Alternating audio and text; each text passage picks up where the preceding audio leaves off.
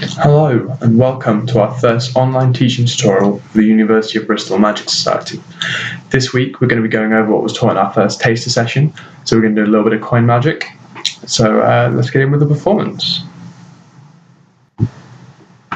So here we go. We've got some coins on the table. I'm going to show you a little trick with just one of them. So you take this one coin, watch the coin, it goes into the hand, give it a blow, a little rub, and the coin vanishes.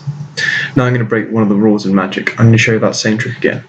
Watch. Take one coin, put it into the hand, give it a blow, and it vanishes. Completely. Start with the performance of the trick. Now I'm going to get down and teach you the mechanics so that you can perform the trick yourself. So for the demonstration I'm just going to be using one coin. And we've got to break the trick down into a few moves. There's a vanish, it's a misdirection, and then a bit of a lie. So we'll start off with teaching the vanish. To do the vanish, you need to know one move. You need to know a move called finger palm, which is a way you can conceal a coin in your hand without people noticing. So you're going to leave the coin. I'm going to leave it on my right hand because I'm right-handed, but if you're left-handed, just mirror me. So the coin rests sort of halfway between the fingers, and this is for a move we call high finger palm. If you were to bring the coin lower, this would be a low finger palm, but for the purposes of this vanish, it's better to use a high finger palm. So with the coin here, we want to grip it slightly so that if I were to turn my fingers over, the coin wouldn't fall. In terms of pressure, you want to be gripping it just enough so that if I were to tap the back of my fingers, the coin would fall to the ground. So that's finger palm. It's here. You can rest your hand on the table. You can't see the coin. It's blocked by these fingers here. You can't see it if you lift the hand up. It looks natural, and we're going to use this to do a vanish. To do the vanish, you need to hold the coin here, and this is the timing part. You need to move the coin into finger palm as you rotate the hand over, like so.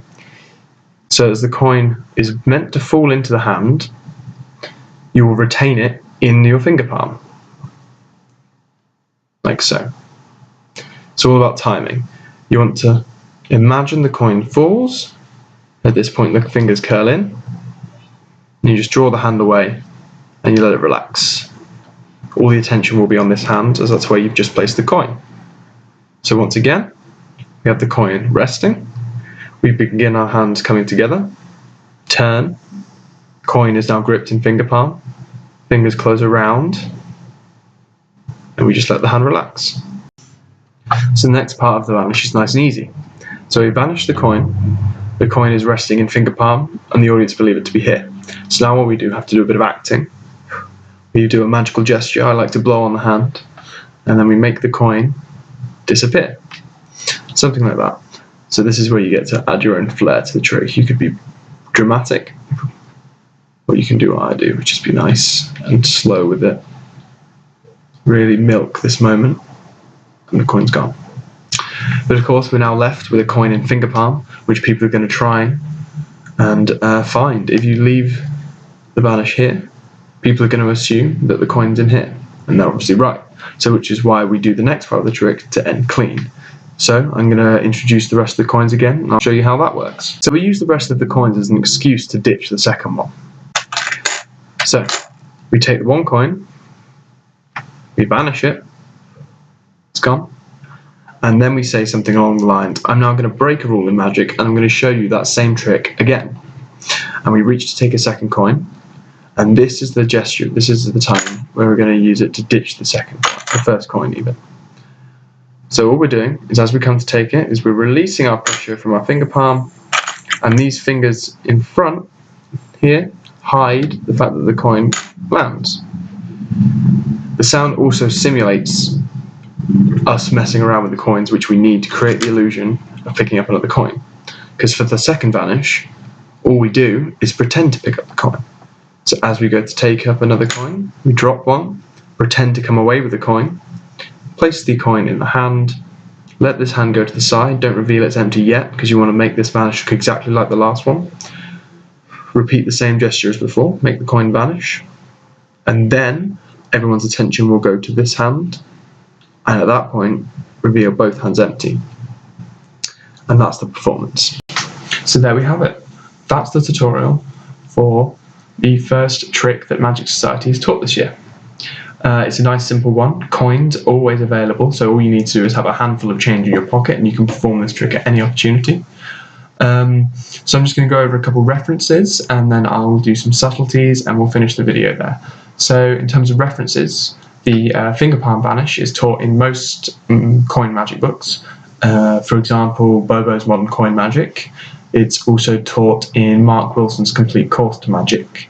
If you're looking for more of an online reference, the 3-DVD series Metal by Eric Jones contains this vanish, as well as many others and other brilliant concealments, such as JW Grip, if you wish to learn more coin magic.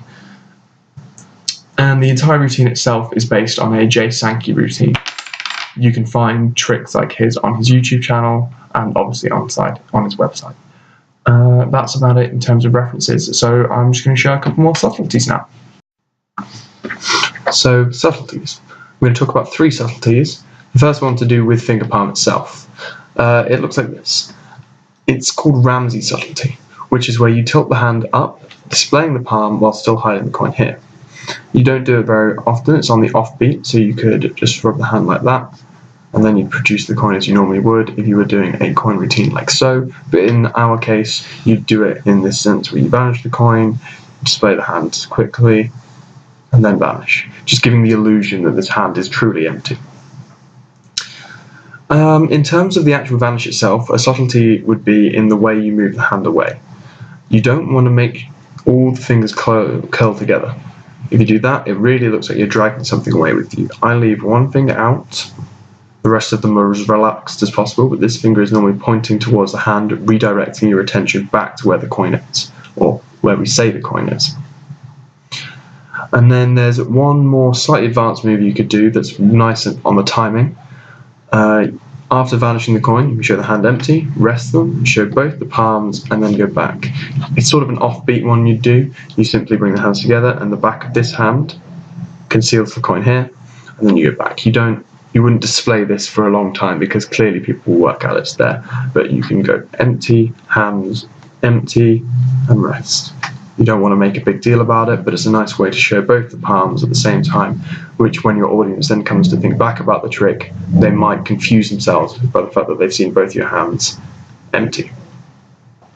So that's it in terms of subtleties. Let's finish the video.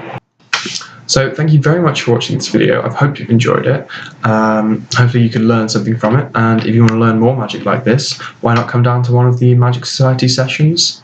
All the information's on the Facebook page. I hope to see you there.